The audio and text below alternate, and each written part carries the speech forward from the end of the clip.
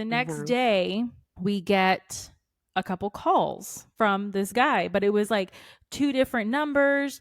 He emailed, he texted, he booked more appointments online.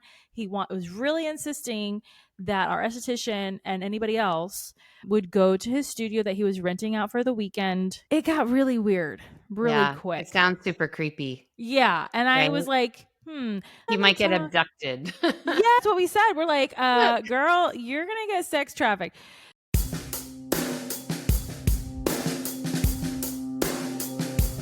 This is MedSpa Mayhem, the podcast all about the chaotic world of medical aesthetics.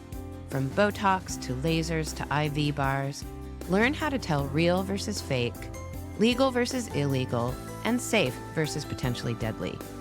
Hear the crazy stories inside the med spa world and find out what questions to ask and how to spot the people cutting corners. I'm your host, Dr. Kate D. Together, we explore the wild west of medicine that is the aesthetics industry.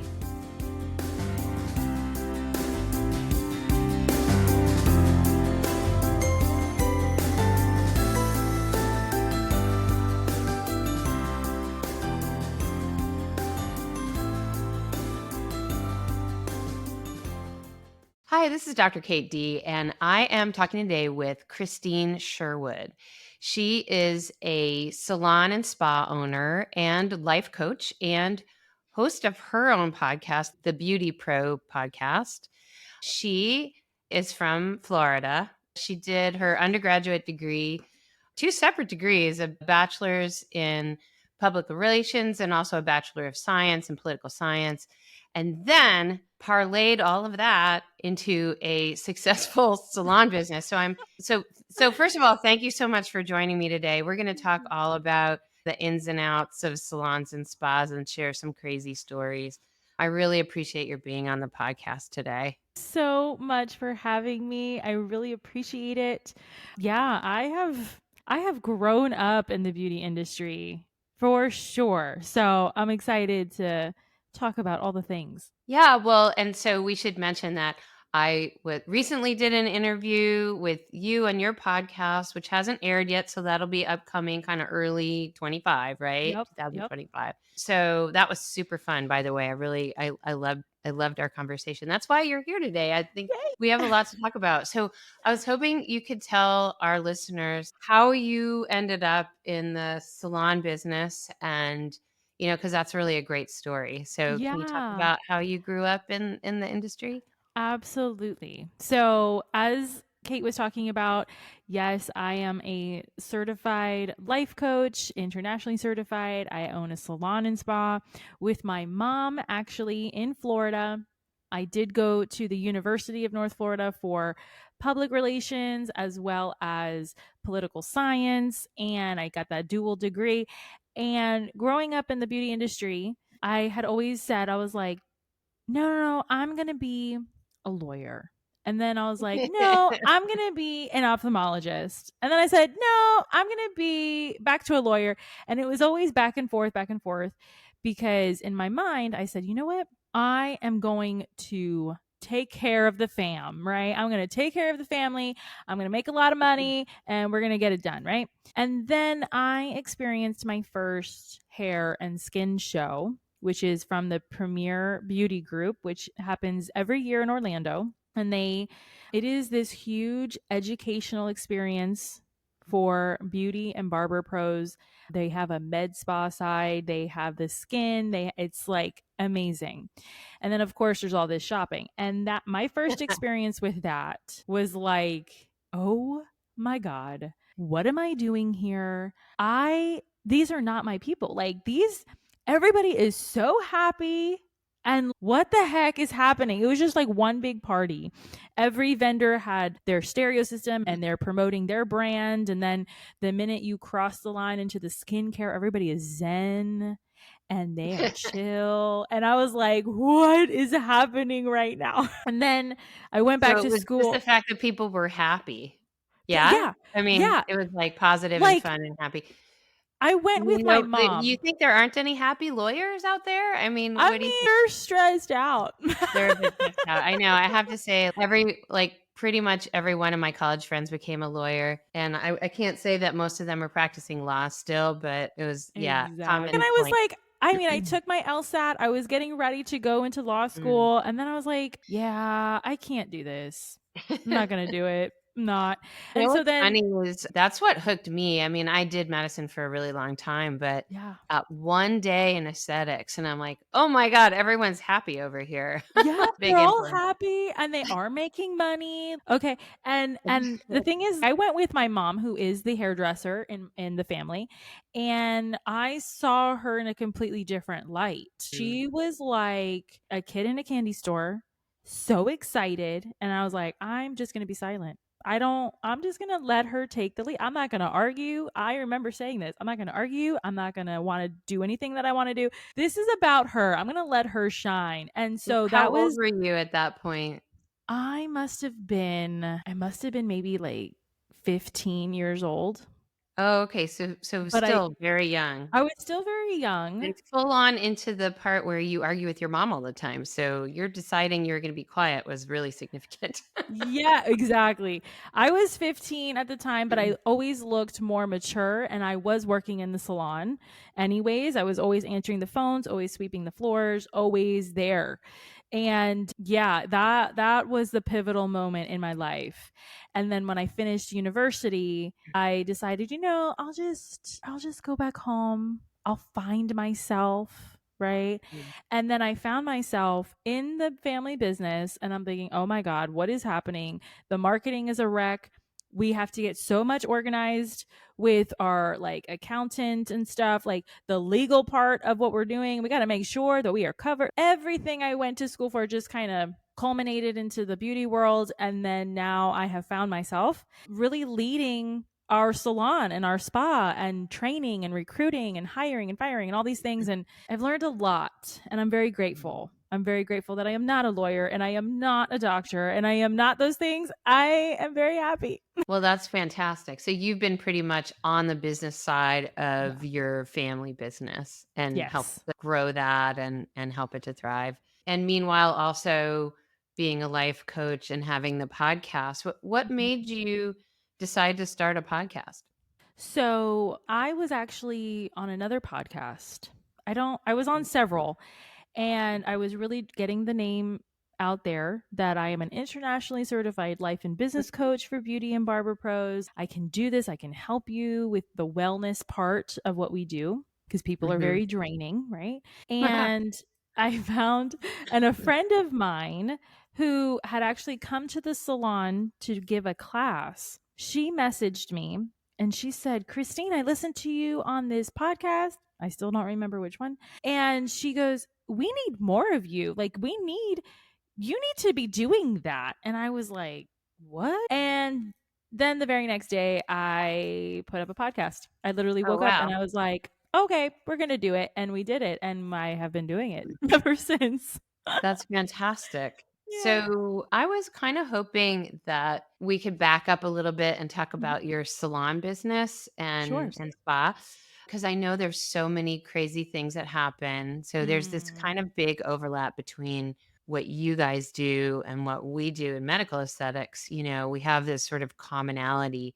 So I'm kind of curious. I This podcast we've focused on the great things, but also the pitfalls, and I'm just wondering, what are some of the wildest things that have happened in your business, either with customers or with employees? There's so many different crazy things that happen. Oh, we have been very fortunate and very blessed that we haven't had anything too crazy happen in the spa or the salon, like with the waxing and the facials we haven't had anything too nuts. However, I will share a story that when I was at a local cosmetology and spa school, and I asked them, I said, okay, so we are hiring estheticians. We do need some on staff, but do you teach Brazilian waxing, right? You do that. And they said, no. And I said, what do you mean? They need to know that. Like, they need to get a Brazilian wax. What are you guys doing? And they told me, no, we don't do it. We were teaching it, but we're not teaching it anymore because we had an instance where They had, it's a school. So people go into the school to get discounted services, right? And they're Sure. helping out the students.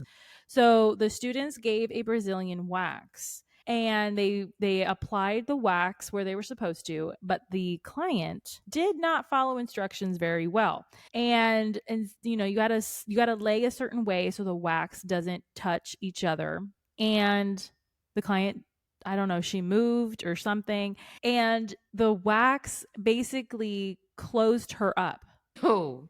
So she Okay. could, so the girl tried to wax and she couldn't because she was literally basically glued together with wax. I don't know the full story, so this is definitely hearsay, but she got stuck together and then the client would not let them take the wax off. So the Oh, client no. left. The client left. These poor students are traumatized. They're probably real estate agents now. And the client left with wax in Oh, her my cage. God. And she had to, I don't know what happened after How she that, got it off? Oh, my goodness. Okay. but yeah, so I've heard of that. So, we were like, okay, we're going to make sure you are trained to do at least a To deep do bikini. everything. Yeah. Yeah. Let's not do Brazilians. That's really interesting. I can't imagine. So, I mean, Brazilian waxing is such a common treatment. It's really hard to imagine graduating from school not having like any experience Right. doing that. I could see finding the right model would be really important. Yeah, one who follows instruction, Yeah. that would be great. So actually, it's interesting because the reason I got into aesthetics is that I had two OB-GYN friends who had added aesthetics to their practice in the aughts, like 2003 or 4 or so. Yeah. And back then was kind of the beginning of Brazil. That's when Brazilians Mhm. started to become really Mhm. popular and Mhm. people started doing it and not every place was so great. And my friends were having a series of patients come in with vaginal abscesses from Brazilian waxing. So clearly very important who you go to for that. Yes. And they would have to treat it and it would be unpleasant. And then they Oh, would tell their patient, you can't do this again. And the patients are like, "Oh, yeah? There's no way I'm not doing it."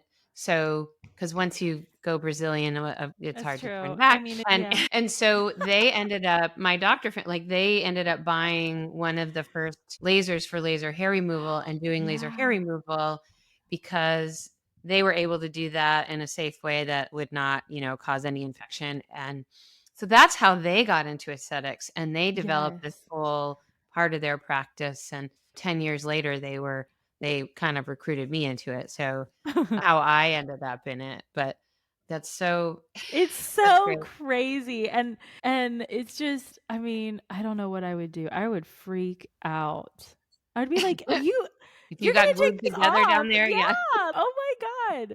But then I do remember when the lasers came out, and I had some friends and some clients tell us about it. But then after a while, those I heard the other side where that there were some guys in these relationships and they wanted hair. They wanted hair. And so then the girls who got the lasers were like, "Are you freaking kidding me? You want hair? I just spent so much money to take." Okay, and they broke up. It was like a weird Oh my thing. god, that's hilarious. Okay. I don't know how likely that would be. I will say it is permanent. Like, people talk about, is it permanent or not? Yes, it's definitely permanent. Yeah. And so if you know 100% you don't want the hair back, then laser is fine.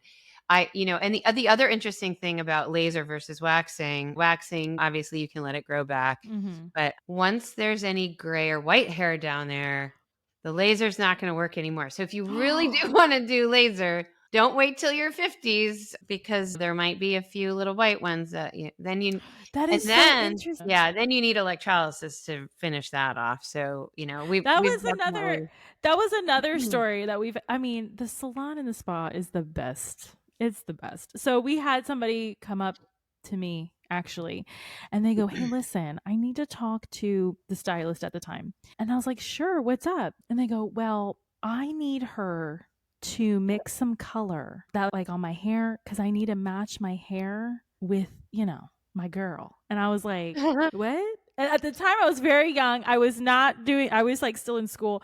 I was like, "What?" And she goes, I have a gray hair and I need a diet. And I was like, what? Oh, and so I mean, anything, I mean, get creative in a good way. And yeah, we did that. So we helped her out. That's so interesting. Couldn't she just pluck that one? Probably would have done, but again, it was the guy. The guy was like, "You have gray.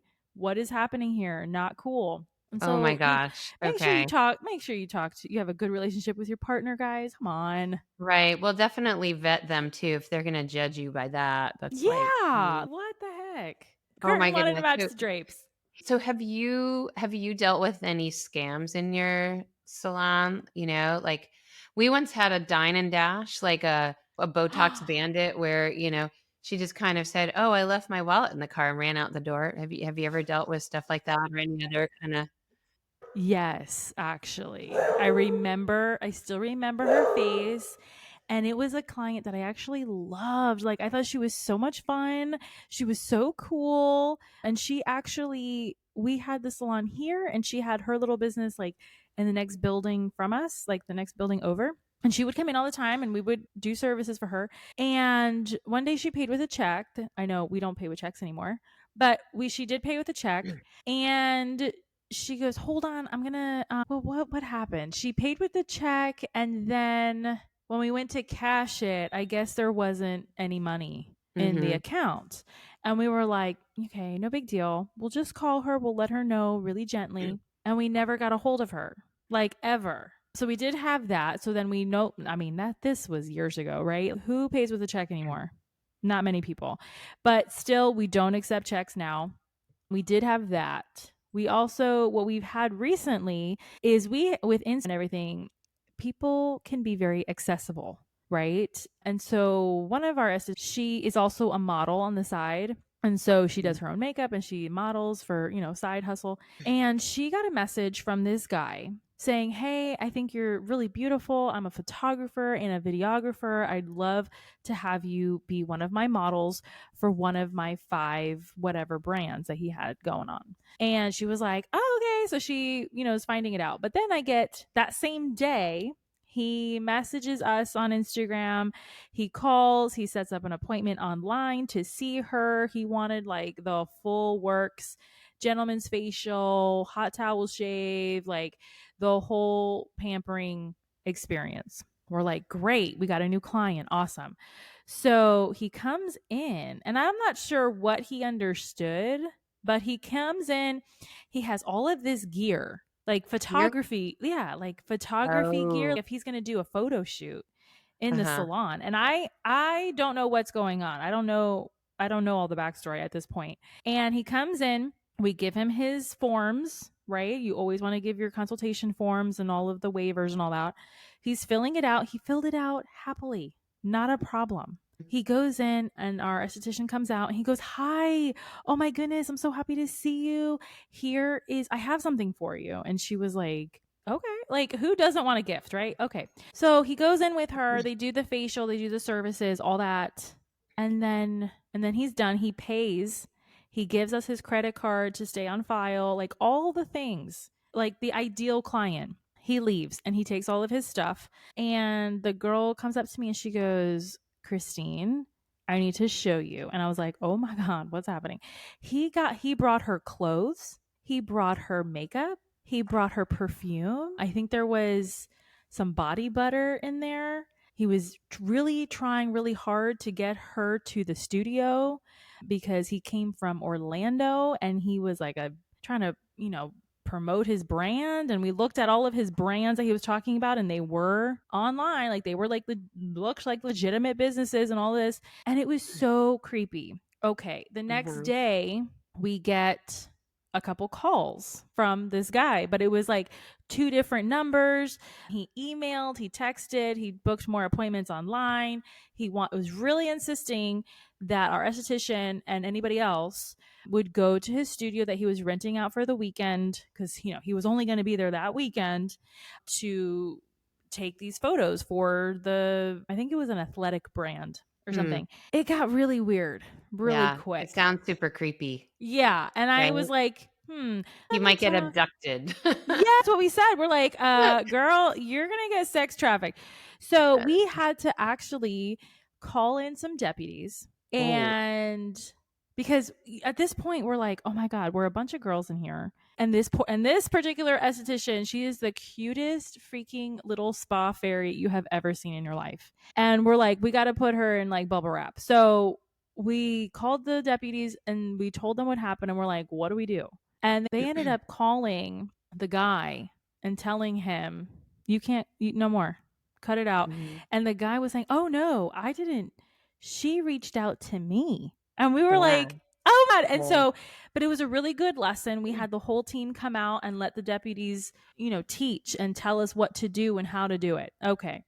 So that was a really good learning moment did you for hear from that guy again, or he went away? no. So He you're went lucky he away. listened to the police, honestly. Yeah, well, he got really scared too. That's what the deputies said. Now, Mm. nah, let me see. Today is today. Okay, so I think this happened again, but to one of my stylists in a different aspect where a client had only seen her one time.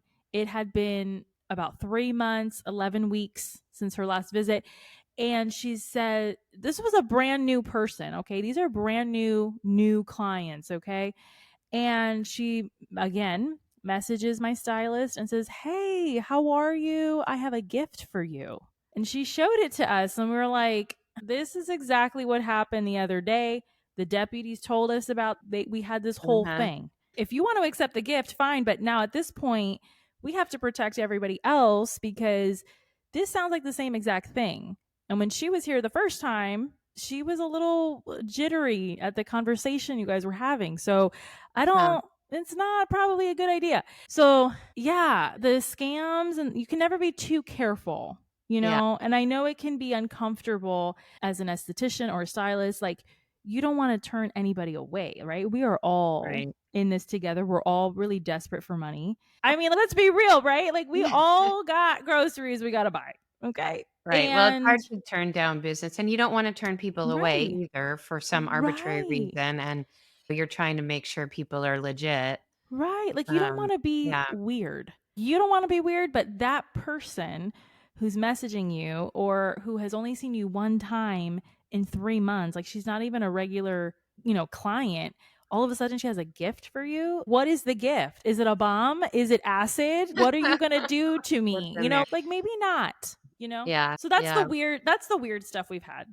Yeah, we've had a handful we've definitely had a couple of men who've come in for Oh, Brazilian yes, laser those two. where they made my esthetician feel quite uncomfortable. Mm. And then we had one couple that kind of treated it as a sexy event in their relationship. Yeah, we've had And those. then, okay, and it's hard because you don't want to say no, your girlfriend can't accompany you to Right. the procedure, but at the same time, it's like, we're not helping you in your sex life here at the Yeah, moment.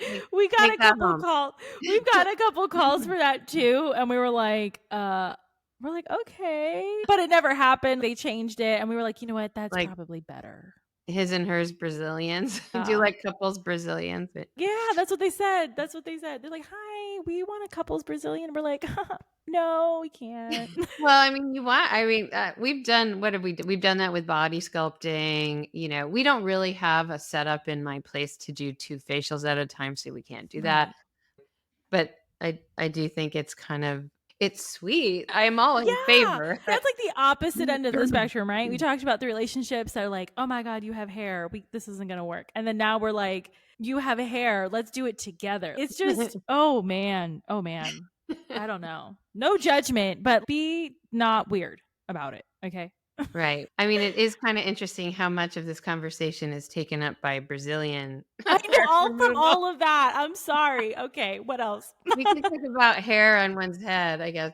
Yeah, well, so what is your favorite thing about the salon and spa industry? What should everybody know about? Maybe that they don't know about, who knows? Like, what's Okay, so if you are not in the beauty industry and you just don't understand what the big deal is, the salon and spa world, it is like its own little city. Hmm. And the front desk is kind of like City Hall, and your tech, your esthetician, your stylist, they are like the congressman, okay? And you go to see them and you voice all your complaints to them, and it's just like a great thing, and it's like its own living, breathing thing. There's that. The other thing is that it is a new challenge. If you're working it, it's a new challenge every single day. It's never the same Yeah. thing. As you have heard already, there's always some kind of weirdness, but in a cute, kind of fun, weird way. And it's never dull, like it's never boring. And Yeah. I know for me, I did work in a senator's office in Jacksonville. I did work at a PR firm, and it was the same thing every day. It was the same Mm-hmm. thing. You clock in at 9, you work till 12, then you get a 1 hour lunch, then you go back to it and you do the same thing. And there was like the most exciting, like I understood why like people got so excited to dress up for work, because that was the only different thing that was happening. You know what I mean? And they get so excited for lunch, and that's when you're going to, get caught up. And the hair world, I mean, it's a luxury to have a lunch break at this point because you're serving others so much, but it's something new every day. It is not ever the same. And I think a lot of people don't know that. It's a lot of professionalism that goes into it, a lot of education, that sometimes some of the classes to these services are sometimes more expensive than medical. And it's no way. And a lot of lawyers that have come into the salon and spa, and doctors too, they say, what? Oh my goodness, that's more than what I charge. And we're like, yeah, well, our classes were pretty expensive.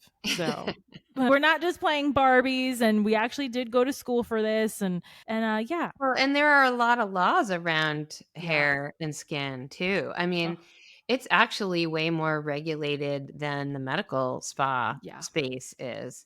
Can you speak to that a little bit? What are the educational requirements and ongoing training and all that? I think people would want to know. Yeah. So initially, whether it's aesthetics or cosmetology, you have to go, at least in Florida, it's about, I think it's 1,500 hours. I think maybe Mhm. about 9 months, give or take, depending on the program and what school you go to.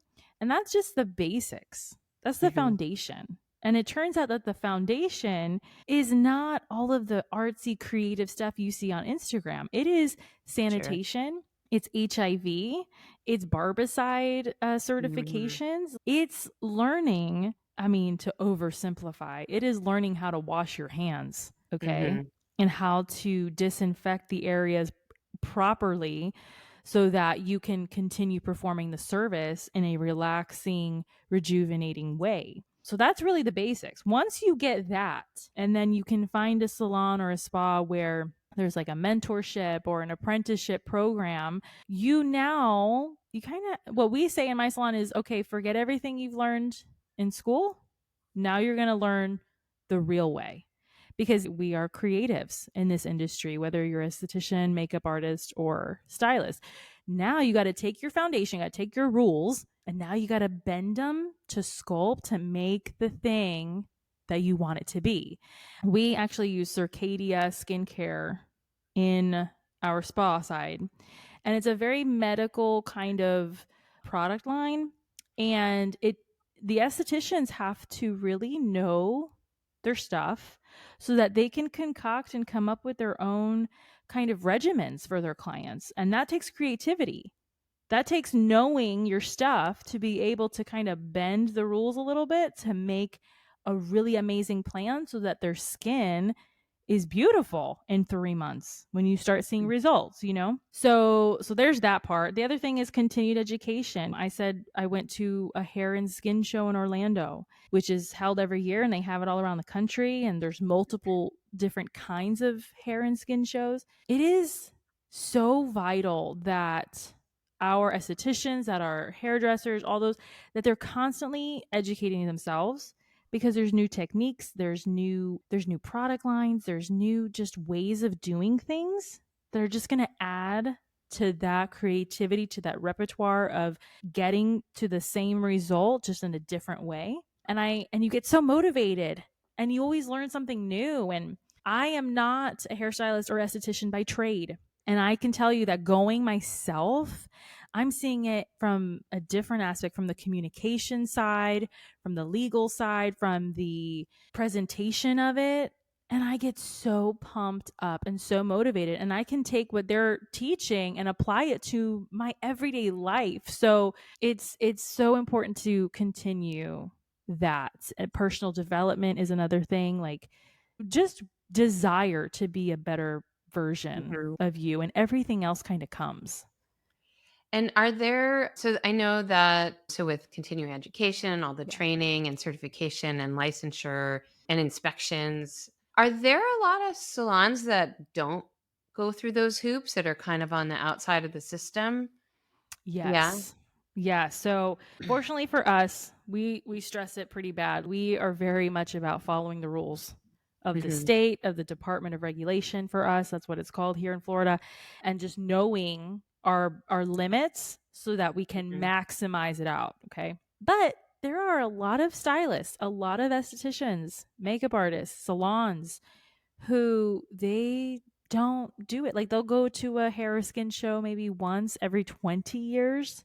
Huh. Can you imagine what they're missing? The industry is changing every hour, every day. And so Yeah. then for 20 years, like, girl, what are you doing? You're starving yourself and your clients. And if you see, if you, as a coach, it's always the ones that say, no, I don't need help, that you see them and they are haggard, they're exhausted, they're Hmm. overwhelmed, they're drained out, their hair and their skin are dull because they're not feeding their soul, you know? And it's, yeah, and there are quite a few salons who, you might think this is crazy. There are some spas who bring their dogs to work. Oh, yeah.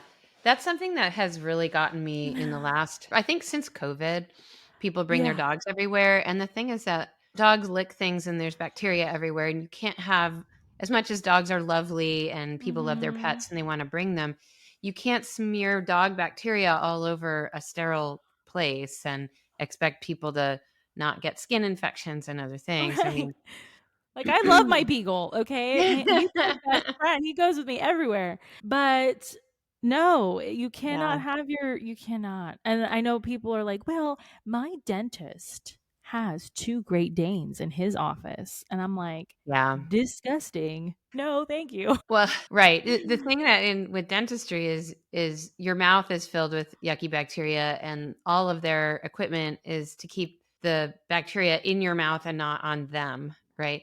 It's very different when we're treating skin and especially in Mhm. my office where we're penetrating the skin, we're doing medical Yeah. things.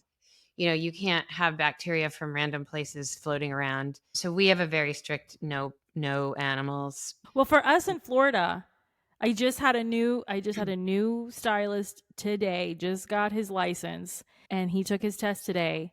And in the state of Florida, you cannot have animals in the salon or spa. That is the law. You cannot.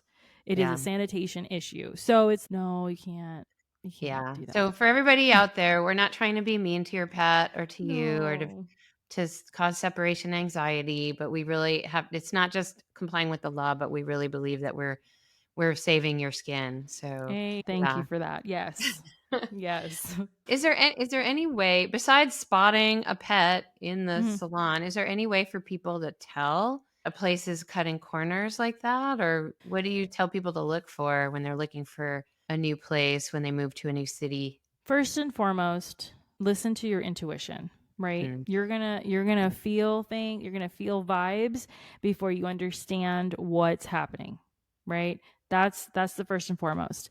If it's skincare, look to see, ask.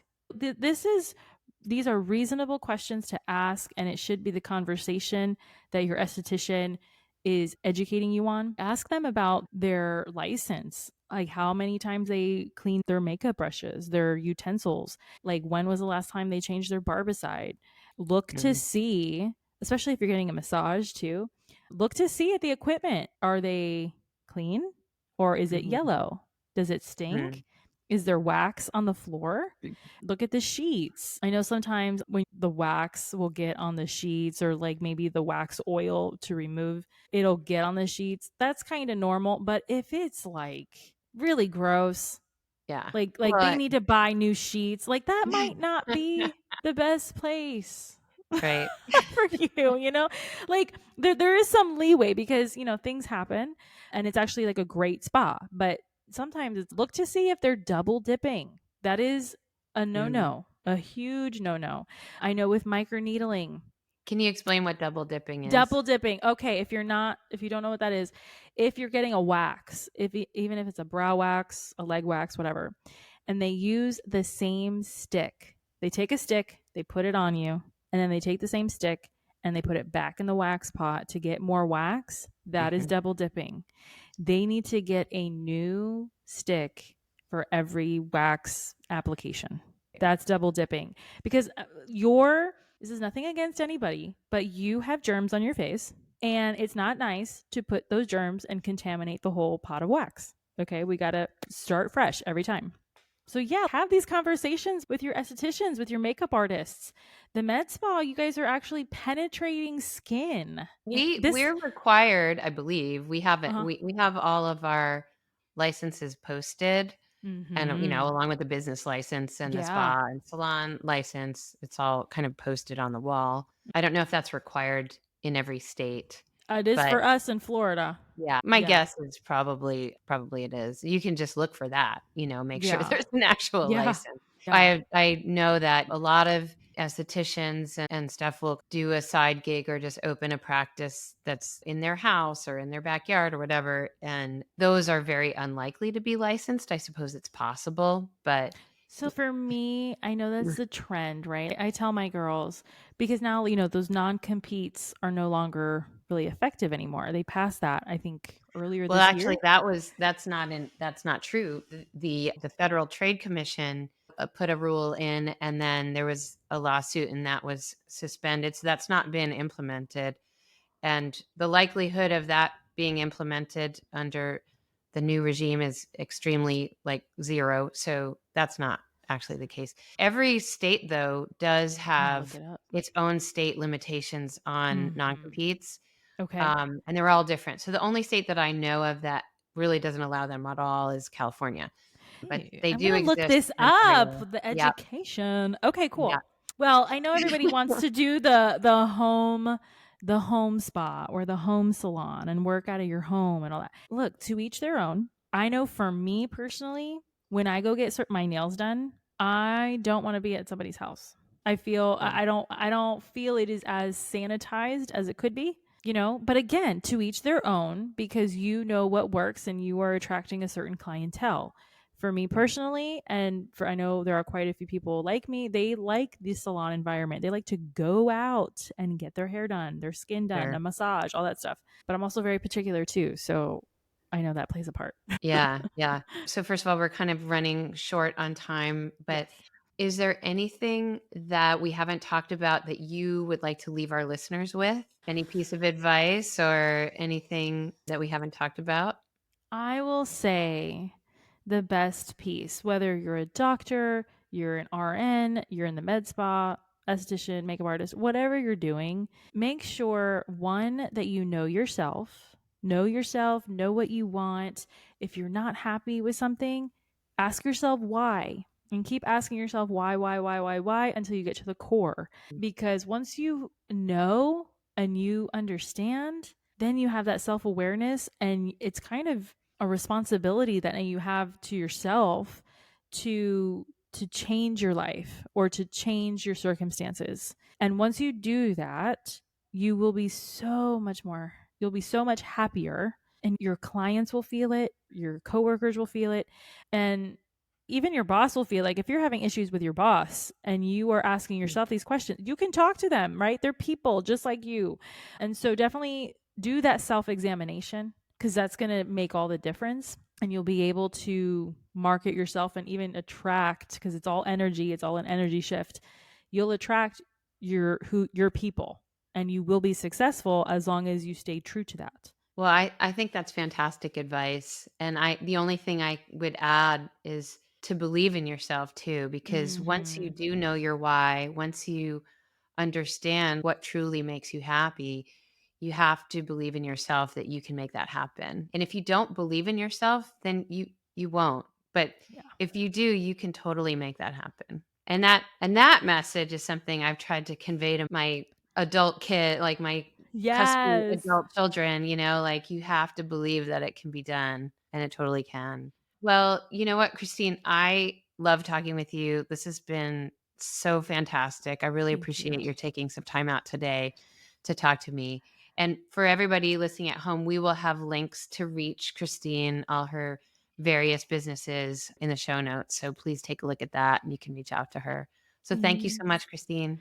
Thank you so much for having me. It was such a pleasure. I love talking about our industry, so I really appreciate it. If you've learned something and like what we're doing, please tell your friends and give us a 5-star rating in your podcast app. If you have a question or a crazy story of your own you'd like to share, please send an email or voice recording to info@drkatedee.com. That's DRKATEDEE.com. Or reach us through the website MedSpaMayhem.com. And read the book. MedSpa Mayhem is available everywhere books are sold. Thanks for listening.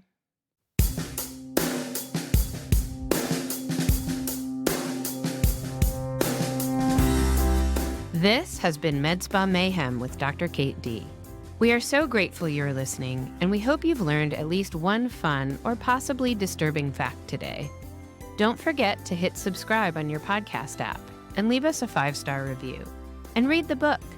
MedSpa Mayhem is available everywhere books are sold. Links and more can be found in the show notes and on medspamayhem.com.